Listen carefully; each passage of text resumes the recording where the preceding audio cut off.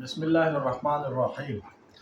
ناظرین، نن زه د یو مشهور کتاب تعارف کوم چې ماته دا کتاب په شام کې د شام په علاقه حلب کې د یو محدث د طرفه ملاو شوی هدیه. منکرین حدیث عام طور دا وایي چې احادیث د رسول الله صلی الله علیه وسلم 300 کاله بعد لیکل شوي، مجوسو لیکلي، مختلف پروپیګنډې کوي. نو دا د رسول الله صلی الله علیه وسلم مشهور کتاب، مشهور خط چې یو صحابي عمرو بن حزم رضی الله تعالی عنه هغه لیکلی و کله چې هغه د نجران علاقې یمن عامل او گورنر جوړاو. نو نبی علیہ الصلوۃ والسلام ورله دا په خپل لاس مبارک لیکلی او ورته ورکړي او دی لګلو. دا لیکلي دی په دې کې چې ارسله رسول الله صلی الله علیه وسلم الى اهل نجران مدینه فی دمشق فی الیمن. نبی علیہ الصلوۃ والسلام ته لګلو اهل نجران ته، دا یو خار دی په یمن کې، وهم بنو الحارث ابن کعب، دغه خلک دي، لیفقههم فی الدین، چې دې ته د دین تعلیم او په دین کې پوهه ورکړي، په دین د دینی تعلیم ورته ورکړي، ويعلمهم القرآن او قرآن تعلیم ورته وکړي، ويأخذ صدقاتهم او د دین چې له صدقات واخلي.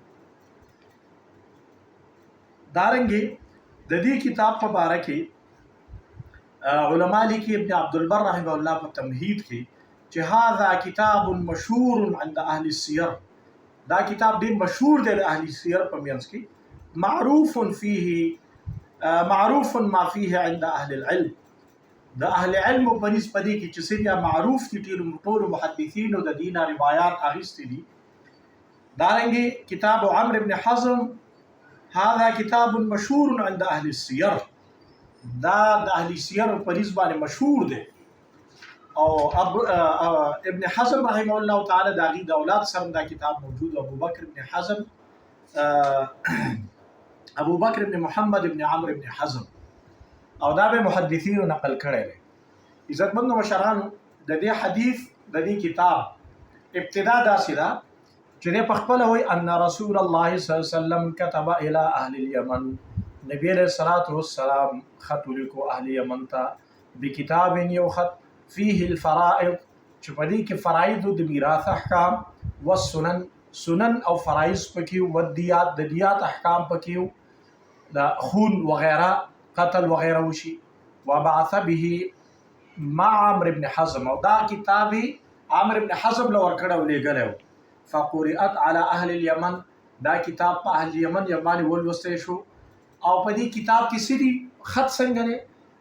من محمد النبي صلى الله عليه وسلم الى شرحبيل ابن عبد كلال والحارث ابن عبد كلال ونعيم ابن عبد كلال، د نبی علیہ الصلوۃ والسلام نا شرحبیل ابن عبد كلال، حارث ابن عبد كلال، نعيم ابن عبد كلال، دیو ته دا خط ته دا قبایل مشران. فقد رجع، اما بعد فقد رجع رسولكم، تاسو ته دا قاصد راغی، واعطيتم من الغنائم خمس، او د غنائم ته تاسو ته 5 حصہ ملوي. دا به تفصیلی احکام دي. نو کوم چې منکرین حدیث وایي چې د نبی علیہ الصلوۃ والسلام په زمانه کې احادیث نو لیکل شوي، نو دا اصح نسخه دا یو خط دی د نبی علیہ السلام په زمانه کې لیکل شوی دی، او محدثینو په خپلو کتابونو کې د حوالې ورکړي دي. دا څه ډیر ان شاء الله زما ډسکس کوم. زما دا اراده ده چې د تعدد ازواج په باره کې چې مستشرقین کوم اعتراضات کول، هغه نن سبا منکرین حدیث هم کوي. د تعدد ازواج په حواله سره قران کریم سوی، د تعدد ازواج حکمتونه سدي، د نبی صلی الله علیه وسلم د ازواج مطهراتو کم چې ولس بیبیان دي، د هغې قبرونه کم ځای کې دي. 2 بیبیان د نبی صلی الله علیه وسلم په حیات طیبه کې وفات شوي دي، حضرت خدیجه او حضرت زینب رضی الله تعالی عنها.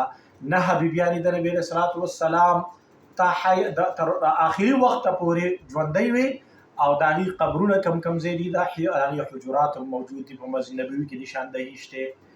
نو منکرینو حدیث چې د نبی صلی الله علیه وسلم د تعدد د ازواجو نه چې د 4 نه سوا نه وي، نو ان شاء الله په هغې سره به زه قسطوار ویډیوګانې کوم چې په قرآن کې د کومو زوجاتو تذکره ده، د زوجات مطهراتو کله وفات شوي دي، قوم حصه دی، قبیله حصه ده، او د ازواج مطهراتو عمرونه څومره څومره وو.